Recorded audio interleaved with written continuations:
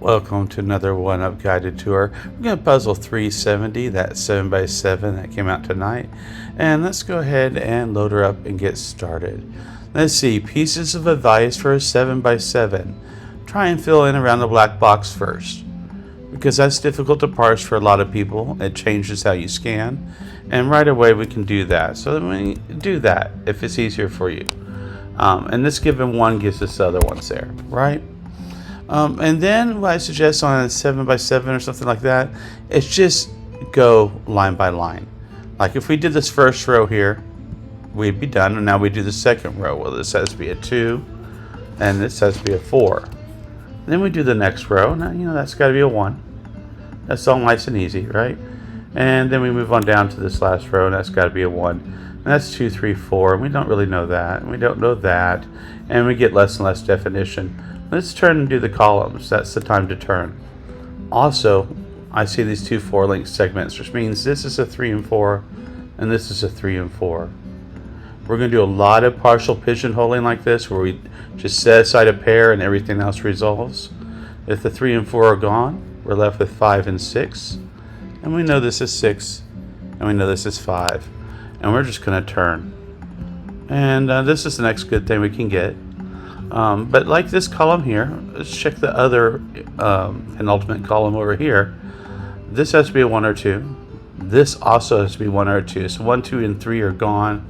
Well, now this is our 4. And we're left with 6 and 7. And that's got to be the 6, and that's got to be the 7. That worked out pretty well. Let's see, what else can we get from that? Well, let's do the same thing one more line over. This has to be 2 or 3, and this has to be 2 or 3. Well, there you go. That went fast enough. If those had to be 2 or 3, then this square sees 1, 2, 3, 5. I'm sorry, 1, 2, 3, 4, 6, and 7, and has to be our 5, making this our 3. Now we know this here is our 3, and this is our 2. And this scene 1, 2, and 3 gives us a 4. And then a 3 and a 2. We continue on the same line. That's a 2, that's a 1, that's a 3. And now we can just finish stuff. I mean, that's a 2 and a 1. This has got to be 4 and 2. That's got to be 1 and 3 and 2. This is a 4. Our 3 looks down. 3 and 1. 4 looks over. 1 and 4. And now we just have a little stagger solve. There's only one 5, which makes it a 6. Now there's only one 6, which gets us a 7. Only one 7, last digit is a 4.